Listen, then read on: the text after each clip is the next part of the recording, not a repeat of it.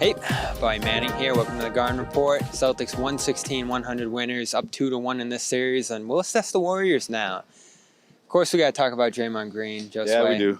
We do. He fouls out of this one. Here's the chants throughout, berated by this Garden crowd. Warriors didn't like it after, annoyed by the swearing. The FU Draymond chants, you could hear them, and they're worried about the kids in the crowd. Those poor Warriors. What are you going to do, huh?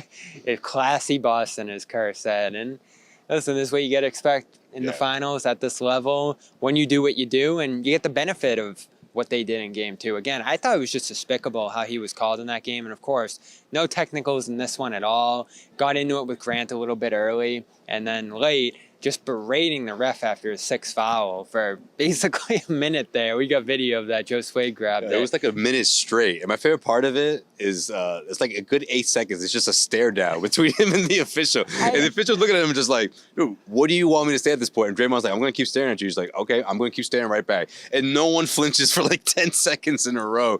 That's the best part of that video. It's so Draymond. It's just like, look, man, you've reached this point. You said what you had to say. I'm listening, but I got nothing to say back to you. Like, you're out of the game. See you later. Good night. Man, that was a great exchange. But again, it just shows the frustration out of Draymond because he just didn't get the whistle. And look, he didn't get the benefit of the doubt. And people can say, oh, well, after what he said in Game 2. But no, I just felt like the refs, look, going back to Game 2, should he have been ejected? I still don't think that. I just don't subscribe to that. I don't. But those fouls should have stacked up. I mean, should he have been ejected by, getting up to 6 fouls? Yes, absolutely. And he was doing a little bit of that again here. Look, when you're on the ground, you've been tied up and there's a dead ball and the call's been made already, like, why does he feel the need to roll on the guy's face? Like, you can clearly go the other way. And those little things, I felt like the Celtics they really were in their feelings in Game 2, but not this time around. They didn't let Draymond get them out of the game. And that was big to get over that in the first half. And of course, get out to that huge lead. And, there was tons of hurdles already waiting there for the Celtics. They jumped over that one early and they never looked back. Yeah, and they attacked him. Jaylen Brown set a great tone, I thought. We talked about in a recap video. They didn't shy away from him. They went downhill at the rim against him and forced him to contact their drivers. And that was Ime's big thing after the game, too. Get close to the basket. I mean, this isn't Rudy. This isn't Bam.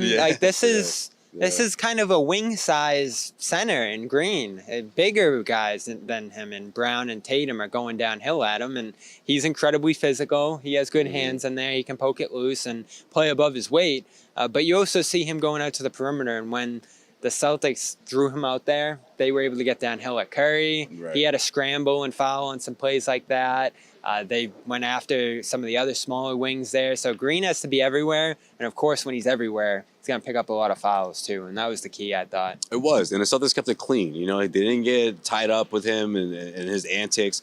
And I also thought that he had to do a lot of work out there, and that's what tends to lead to that leads to fouls, right? When the ball's constantly moving around, there's constant switching, and you start getting a bit desperate, right? You want to get that stop. And I feel like the Celtics did a really good job of being patient, not rushing into their offense. They did get in that steady back and forth. And look what happened. I think that's what led to that Golden State Warriors run and them grabbing that lead. That's the way they want to play. But the Celtics made the corrections. They kept their composure and they scrapped, Shout out to the first of those loose balls. Yeah. Shout out to Grant Williams. Obviously, Robert Williams made his presence felt in that fourth quarter, and none of it was helping Draymond at all and trying to get out of his slump on both ends of the floor. Yeah, Draymond said he played like shit after. Absolutely. That's probably the biggest reason the Warriors are now down 2-1 in the series. Back here in Boston, Game 4. Draymond will hear it again. He's going through the Kyrie experience with Kyrie. I'm glad he kept it 100 on that point, but then everything else, it was he went way left about other stuff that had nothing to do with the game itself.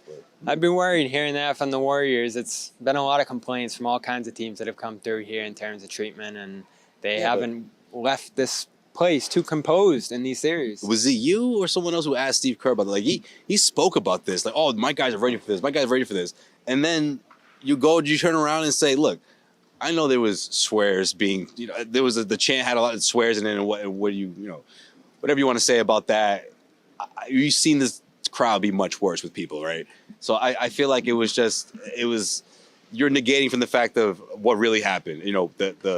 the things that really affected this game, and that was probably on the bottom of the list. If you're being honest with yourself, Warriors or Steve Kerr, Klay Thompson, like where does that rank on the list of problems you guys have in this series? I have to say it's towards the bottom, so it's not even worth mentioning, I think. We're brought to you by HelloFresh, HelloFresh.com/playoff16, 16 free meals, 3 free gifts.